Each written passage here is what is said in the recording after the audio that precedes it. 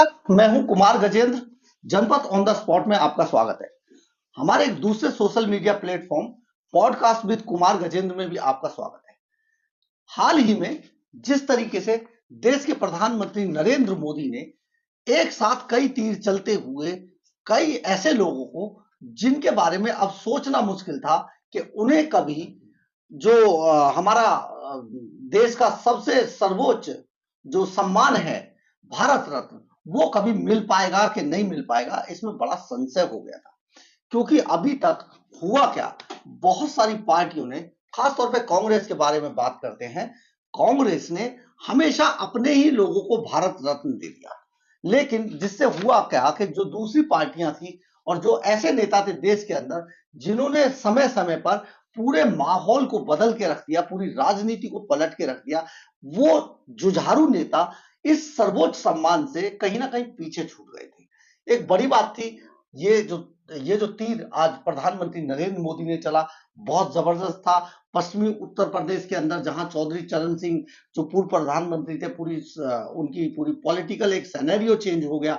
इन सभी के बारे में जिस तरीके से पीवी नरसिम्हा राव जो कांग्रेस के पूर्व प्रधानमंत्री थे, जिनके बारे में कभी सोचा ही नहीं जा सकता था, जिस तरीके की अभी तक पूरी 70 सालों की राजनीति को अगर खंगाला जाए तो ये बहुत मुश्किल समझा जा रहा था। लेकिन प्रधानमंत्री है तो मुमकिन है। ये सारी चीजें जो चलती हैं, आज हमारे पॉलिटिकल एडिटर संजय गौतम साहब हमारे साथ मौजूद हैं और इसी पर आपको बताएंगे कि परिवारवाद को किस तरीके से आने वाले चुनावों के बाद शायद परिवारवाद पूरी तरीके से भारतीय राजनीति से समाप्त हो जाएगा। तो संजय गौतम साहब, आपका इस पे क्या कहना है कि किस तरीके से परिवारवाद जो है, जो बहुत समय से हावी था, अब परिवारवाद का भविष्य क्या है? नमस्कार। भारतीय राजनीति के युग पुरुष मोदी जी पिछले 10 वर्ष से जब से उन्होंने राजनीति के अंदर केंद्र के अंदर आके अपनी कमांड संभाली है, तो भारतीय समाज के आर्थिक पहलू पे, सामाजिक पहलू पे और धार्मिक पहलू के अंदर आई हुई कुरीतियों को समाप्त करने के लिए लगातार प्रयत्नशील हैं। लेकिन हम सब लोगों का ध्यान एक राजनीतिक कुरीति की ओर नहीं जाता, जिसका नाम था परिवारवाद। लेकिन माननीय मोदी जी जो देश के सर्वांगीण विकास के लिए तत्पर रहते हैं, उनका ये ध्येय है कि देश के हर व्यक्ति के हर प्रॉब्लम को, हर कुरीतियों के ऊपर आघात किया जाए, प्रहार किया जाए। तो नरेंद्र मोदी जी ने परिवार के ऊपर भी प्रहार किया है और जो ये राजनीतिक कुरीति है, जो परिवारवाद की कुरीति है, उसको के ऊपर भी उन्होंने बहुत जबरदस्त तरीके से प्रहार किया है। आपको जैसे याद होगा 1929 के अंदर माननीय मोतीलाल नेहरू जी ने जिद कर ली थी कि मेरे बाद मेरे बेटे को जवाहरलाल नेहरू को ही कांग्रेस का अध्यक्ष बनाया जाए। और गांधी जी भी थे, जब सब लोग थे और बड़े बड़े लोग थे, पर उन सब लोगों को उनकी बात के आगे झुकना पड़ा और जवाहरलाल नेहरू जी को कांग्रेस का अध्यक्ष बनाया गया। आजादी हुई, आजादी के बाद जवाहरलाल नेहरू कांग्रेस के अध्यक्ष बने, बड़े नेता थे।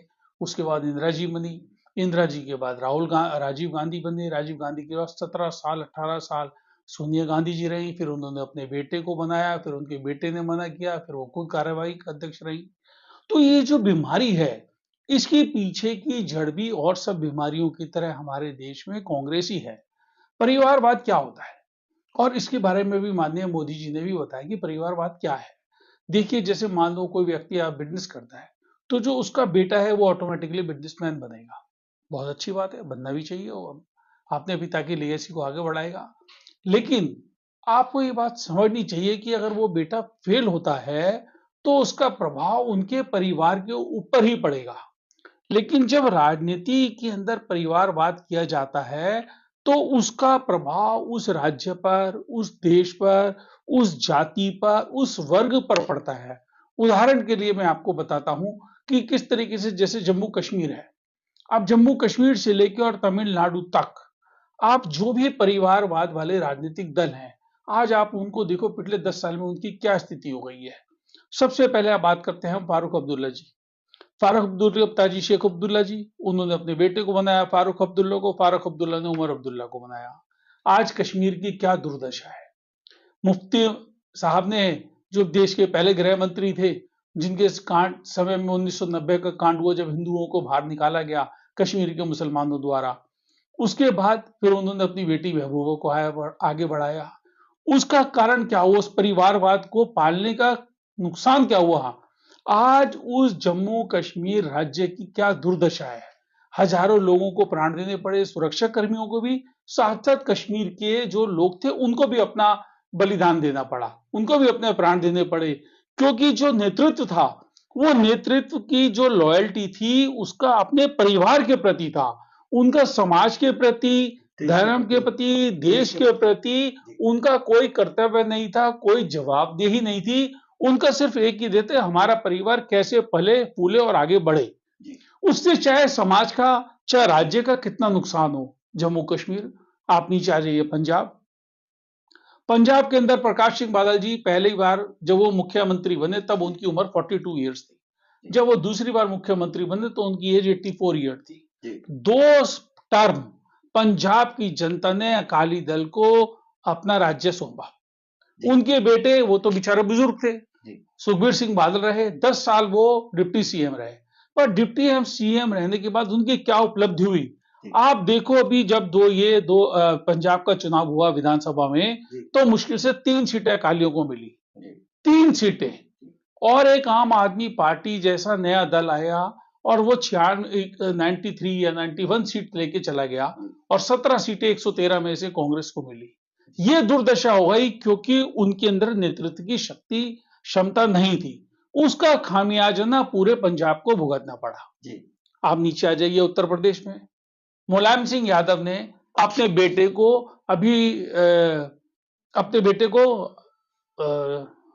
क्या नाम है इसका, अखिलेश यादव को उन्होंने मुख्यमंत्री बनाया। और जब मुख्यमंत्री बनाने के बाद मुलायम सिंह यादव जब खुद जीवित थे तब उन्होंने कहा भाई ये मेरे से गलती हुई। ये शायद आपको याद भी होगा। और किस तरह का वाक्य हुआ था कि अखिलेश यादव ने अपने पिताजी का अपमान किया, माइक पे से छीन के ले गए। और आज उसके बाद देखो 4 चुनाव हुए, 2014 का हुआ, 2019 का हुआ, 2017 का हुआ और विधानसभा का चुनाव हुआ। चारों चुनावों में बुरी तरह हारे। आज भी उन्होंने जो टिकटें भी अनाउंस की उसमें सबसे पहले अपने परिवार की टिकटें, अपने भाई धर्मेंद्र की, अपनी पत्नी की, उसमें अपने चाचा तक का नाम नहीं लिया। तो आप ये बात समझने चलो कि एक व्यक्ति, उसकी जिम्मेदारी अखिलेश यादव को जब परिवारवाद से निकालकर अपने एक गद्दी सौंपी तो उसने अपनी जिम्मेदारी केवल अपने परिवार के प्रति रखी है। राज्य के प्रति उसकी कोई जिम्मेदारी नहीं है, राज्य के प्रति उसका कोई कर्तव्य नहीं है। राज्य की 25 करोड़ जनता के पीछे उनका कोई नहीं है। उसके ऊपर मायावती परिवारवाद नहीं है, मायावती तो काशीराम की कोई फैमिली से भी नहीं आगे भी नहीं बढ़ाया। नहीं, वो एक अलग इशू है जो मायावती ने किसी को नहीं बढ़ाया। अब जैसे मायावती है, अब मायावती को भी कोई अपना नहीं मिला। पूरे मायावती को जाटव समाज ने 4 बार मुख्यमंत्री बनाया। मायावती के ऊपर अपार जनता ने पूरा बहुमत दिया उत्तर प्रदेश ने, लेकिन क्या निकला? खावल हाथी बनवाने के सिवा और पार्क बनवाने के सिवा क्या किया उन्होंने? और आज भी उन्होंने अपनी गद्दी जो है अपने भतीजे को ही सौंपी। पूरे 25 करोड़ के उत्तर प्रदेश में एक सक्षम आदमी नहीं मिला। ये परिवारवाद की बीमारी है, ये परिवारवाद है जिसके ऊपर माननीय मोदी जी ने प्रहार किया है। अब आप उससे नीचे आ जाइए, बिहार में आ जाइए। लालू यादव राबड़ी को बनाया उन्होंने अपना मुख्यमंत्री। आप देखो, उसके बाद उन्होंने अब अपने बेटे को प्रदेश का जो उनका अध्यक्ष है, या तो वो बनेंगे, नहीं तो उनका बेटा बनेगा, नहीं तो उनकी पत्नी बनेगी। राज्यसभा में उनकी बेटियां जाएंगी। बताइए, अब वो जो बेचारे गरीब, दलित और वंचित जो लोग हैं उस प्रदेश के, बिहार के, जिनकी दुर्दशा हो रही है, उसके लिए उनकी कोई जवाबदेही नहीं है। आज वो बड़े बड़े बंगलों में घूम रहे हैं। अभी तेजस्वी यादव ने अपनी बेटी का जन्मदिन चार्टर्ड ट्रेन में मनाया। आप कोई पूछे कि एक लालू यादव जी की एक पुरानी फोटो चलती है, एक छोटे से बहुत बड़े कमरे के अंदर ये सब रहते थे। आज को पूछे इनके पास अपार जनसंपत्ति आई कहां से? इनकी कोई फैक्ट्री नहीं चल रही, इनकी कोई मिल नहीं चल रही है, इनका कोई व्यापार नहीं चल रहा है। उसके बाद इनके पास अरबों खरबों रुपए की कहां से आ रही है? तो झारखंड में शिबू सोरेन साहब, उनके बेटे हेमंत सोरेन, अभी आप देख ही रहे हो सामने किस तरीके का मजाक उड़ रहा है। उनकी भाभी भी जो है विधायक हैं, उनके भाई भी विधायक हैं, वो खुद मुख्यमंत्री हैं। उनके पिताजी को झारखंड मुक्ति मोर्चा के अध्यक्ष रहे हैं। पहली बार भी एक वो रिश्वत कांड में भी आए थे, उनके पिताजी का नाम आया था। और अब उनकी क्या हालत हो रही है, किस तरीके के, मतलब आप देखो ना, तो उनके जो राजनीतिक नैतिकता होती है जो परिवारवाद से जो व्यक्ति आता है उसके अंदर सबसे बड़ा जो अभाव होता है वो राजनीतिक नैतिकता का होता है, और दूसरा उसके अंदर भ्रष्टाचार। अब आप नीचे आ जाइए, वहां से बिहार, झारखंड हो गए, झारखंड बिहार हो गए। अब आप स्टालिन का देख लीजिए, करुणानिधि जी बहुत बड़े नेता थे और उन्होंने एक छत्र राज किया। उन्होंने अपने बेटे स्टालिन को मुख्यमंत्री बन गए करुणानिधि जी की डेथ होने के बाद। प्रदेश की, तमिलनाडु की जनता ने अपार स्नेह दिया। क्या नतीजा निकला? आज उदयवीर, उनका जो बेटा, उन्होंने उसे मंत्री बनाया। मंत्री बनते उन्होंने सबसे पहले समाज को तोड़ने का बीज बोया। देश के अंदर सनातन धर्म के ऊपर उन्होंने अटैक किया, और उनके परिवार के ज्यादातर आदमी, सब लोग या तो करोड़ नहीं अरबों खरबोपति हैं, और उसके साथ साथ भ्रष्टाचार के आरोप। तो उस प्रदेश की क्या जिम्मेदारी है? उसके लिए उनका कोई जिम्मेदारी नहीं है। कभी उन्होंने इसके लिए अपनी रिस्पॉन्सिबिलिटी नहीं लेंगे। सिर्फ वो और उनका परिवार आगे बढ़ेगा। तो देश के अंदर जो मोदी जी के आने के बाद भारतीय जनता पार्टी और एक वामपंथी कम्युनिस्ट के एकमात्र ये दो राजनीतिक दल ऐसे हैं जिनके अंदर परिवारवाद नहीं है, जो अपने कैडर बेस्ड पार्टी है। हालांकि परिवारवाद के अंदर एग्जांपल दे, परिवारवाद में वो आप देखिए, जैसे इस तरीके में ऐसा नहीं है कि टैलेंट भी होता है कभी कभी। अब जैसे मान लो नवीन पटनायक जी हैं, सन 97 से मुख्यमंत्री हैं, लेकिन उन्होंने अपने परिवार को आगे नहीं बढ़ाया, उन्होंने अपने परिवार को किसी को नहीं लेके आए, और एक छत्र बहुत सुंदर राज कर रहे हैं, सुशासन दे रहे हैं, कोई भ्रष्टाचार का आरोप नहीं है। ये नीतीश कुमार ने भी अपने परिवार में नहीं बढ़ाया, उनका एक पुत्र भी है, लेकिन उन्होंने उसे कभी पार्टी का अध्यक्ष नहीं बनाया। तो प्रधानमंत्री जी ने जिस तरीके से राजनीतिक परिवारवाद के ऊपर प्रहार किया, नहीं शरद यादव तो उनके नहीं, उनका एक बेटा है जो इंजीनियर है, परंतु वो उनको राजनीति में नहीं है। मतलब शरद यादव भी नहीं लाए ना किसी को? नहीं, शरद यादव को तो लालू यादव की पार्टी में थे, उनकी डेथ नहीं, लेकिन उसने बढ़ाया नहीं ना किसी को। हाँ, उन्होंने भी नहीं बढ़ाया, उनकी बेटी थी वैसे। हाँ, शरद यादव, उन्होंने एक बार अपनी बेटी को लाया था, मुझे लगता है शायद वो चुनाव एक बार हार गए थे, इसलिए। तो आप ये बात समझने की चलिए कि आप देश का माहौल, जनता जागरूक हो चुकी है। जनता ये समझ गई है, जैसे ही किसी परिवारवाद को आगे बढ़ाया जाएगा, वो केवल अपने परिवार को और के सिवा और किसी के बारे में कोई भी सुध-बुध नहीं लेगा। उसका सिर्फ एक ही मात्र ध्येय होगा कि भाई मेरा परिवार आगे बढ़े। लेकिन जिस तरीके से प्रधानमंत्री ने अभी जो भारत रत्न चौधरी चरण सिंह को दिया है, इसमें पश्चिमी उत्तर प्रदेश में इसमें क्या असर पड़ने वाला है? देखिए, जो अभी एक बात और इसी में याद आ गई कि जवाहरलाल नेहरू जी ने अपने को भारत रत्न दिया, इंदिरा जी ने अपने आप को भारत रत्न दिया, राजीव गांधी जी की दुर्घटना हो गई थी कि मृत्यु हो गई थी, उसके बाद राजीव गांधी जी को भी मिल गया। ये परिवारवाद है। उसी के कारण चरण सिंह एक बहुत बड़े व्यक्तित्व धनी थे, गांधीवादी थे, और बेहद ईमानदार और बेहद सख्त छवि के नेता थे, और जनमानस में उनका मान सम्मान था। ऐसे व्यक्ति को, जिसने किसानों को इकट्ठा किया, जिसने किसानों की बात पार्लियामेंट में उठाई, जिसने किसानों के दुख दर्द को समझा, और एक ऐसी पृष्ठभूमि से निकल के आके भारत का प्रधानमंत्री बना, तो ऐसा व्यक्ति अगर हम भारतीय राजनीति के अंदर आएगा और ऐसे व्यक्ति का हम सम्मान करेंगे, जब सम्मान होता है, भारत रत्न दिया जाता है, तो जो बच्चे हैं, हमारे आने वाली पीढ़ी, वो उसको पढ़ती है, उसको समझती है, और उसके बारे में जानने में उनमें उत्सुकता होती है, फिर वो उनके आदर्शों को अपनाते हैं। इसलिए चरण सिंह जी जो हैं, वो एक दल के नेता नहीं थे, वो भारत के नेता थे। तो ऐसे व्यक्ति का सम्मान होना चाहिए। स्वामीनाथन जी, जिन्होंने किसानों के लिए क्रांति करी, जिन्होंने किसानों के लिए नए-नए उनके अंदर बताया कि कैसे फसल को के भाव दुगने किए जा सकते हैं, कौन सी फसल उगानी चाहिए, उसके बारे में पूरी रिसर्च करी। अब ऐसा व्यक्ति जो समाज के लिए इतना बड़ा काम कर रहा है, जिससे पूरे देश की धुरी बदल सकती है, हम उस व्यक्ति को छोड़कर केवल एक राजनीतिक आदमी को अपने आप ले लें भारत रत्न, या अपने आप वाले को ही दे दें क्योंकि मैं परिवार में हूं तो मैं अपने पिता को दे दूं या अपने बेटे को दे दूं, तो उससे क्या है, एक ऐसी एक कुरीति पैदा होती है जो पूरे समाज का, के हर वर्ग का नुकसान करती है। तो माननीय मोदी जी के राज में परिवारवाद का अंत हो रहा है। मुझे ऐसा लगता है कि अब बहुत जल्दी परिवारवाद की जो 2024 का चुनाव होगा, उसके बाद परिवारवादी जो पार्टियां हैं, इन सबका सफाया होगा, और देश के अंदर एक नया सूर्य उदय होगा। भारतीय राजनीति के अंदर युवा लोग आएंगे। लेकिन संजय जी, कहा यह भी जा रहा है, विपक्ष जो इस मामले को उठा रहा है, वो ये कह रहा है दरअसल के प्रधानमंत्री नरेंद्र मोदी ने, क्योंकि चुनाव बहुत नजदीक है, इसलिए ये तीर चला है। ये कहां तक सच है? ऐसा है। फिर वही वाली एक बात आ जाती है, उन्होंने वो भी चल लेते, वो भी तो सब लोग थे। 70 साल कांग्रेस ने भी तो राज किया है, कांग्रेस के पास अपना पूरा अधिकार था, उन्होंने सत्ता चलाई है, तो वो दे देते।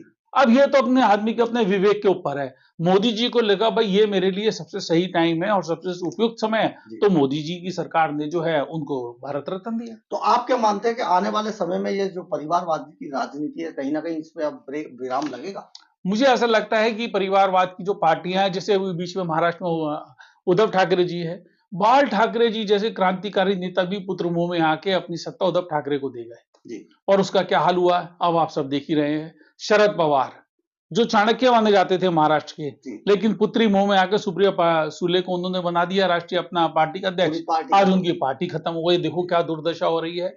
तो परिवारवाद का जो ये अंत हो रहा है, ये देश के लिए बहुत शुभ है, देश की राजनीति के लिए बहुत शुभ है, भारत के युवाओं के लिए एक आशा की किरण है, और इस सब का श्रेय माननीय मोदी जी को जाता है। एक और बात इसी में, क्या अरविंद केजरीवाल भी इस परिवारवाद की राह पे चलेंगे? आप क्या सोचते हैं? देखिए अभी 17 तारीख को बातें निकल के आ रही हैं कि मैडम सीएम यानी कि सुनीता केजरीवाल को अभी तय हो गया लगभग के उन्होंने रख दिया। अभी आप देखिए 17 तारीख को दिल्ली के मालिक माननीय अरविंद केजरीवाल जी को कोर्ट ने आदेश दिया है कि आप वहां पर हाजिर होइए।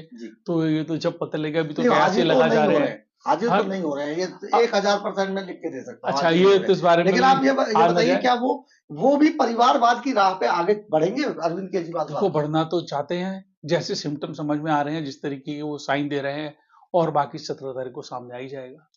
नहीं मतलब सुनीता केजरीवाल का नाम उन्होंने रख दिया है, लगभग तय हो गया।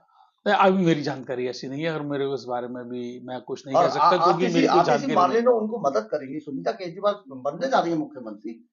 आप इस बारे में भी मेरी जानकारी पुख्ता नहीं है, इसलिए मैं कुछ नहीं कह सकता। तो आपने देखा होगा कि परिवारवाद जिस तरीके से देश की राजनीति पर हावी था, हर बच्चा जैसे कि एक कंपनी बनाते हैं, एक बिजनेस खोलते हैं, अपने ही बच्चे को सौंपा जाता है, उसी को सीट दी जाती है। राजनीति को भी कुछ ऐसे राजनेताओं ने अपनी घर की जागीर समझ लिया था, और अब ये जागीर जो है कहीं ना कहीं ये खजाना लुट चुका है, ये राजनीति खत्म हो चुकी है। लेकिन अभी जो सबसे बड़ा जो एक इस राजनीति के पटल पे जो सबसे बड़ा नाम उभर के आ रहा है परिवारवाद में बढ़ने का, वो अरविंद केजरीवाल साहब का आ रहा है। लेकिन अभी क्योंकि बहुत पत्ते खुलने बाकी हैं, अभी इसका पता चलेगा। और लेकिन एक बात तो तय है कि जिस तरीके से परिवारवाद पर प्रधानमंत्री नरेंद्र मोदी ने ये प्रहार किया है, ये ब्रह्मास्त्र छोड़ा है, सचमुच अपने आप में बहुत अचूक है। निशाना बहुत जबरदस्त लगाया है, बहुत सटीक समय इसका चुना गया है। लेकिन जो भी हो, कोई कुछ भी कहे, कहीं ना कहीं पीवी नरसिम्हा राव जैसे लोग या फिर चौधरी चरण सिंह जैसे लोग कहीं पीछे छूट गए थे। आज उन लोगों को सम्मान देकर हमने अपनी राजनीति को एक हाइट पर ले जाकर जिस तरीके से खड़ा किया है, हमने ये दिखाया है कि आखिर राजनीति में भी बड़ा दिल रखा जा सकता है। अगर आपको हमारी खबर अच्छी लगी हो तो आप इसे लाइक, सब्सक्राइब और शेयर जरूर कीजिएगा। कमेंट्स बॉक्स में अपनी राय जरूर लिखिएगा, इससे हमें ऊर्जा मिलती है। जय हिंद, जय भारत।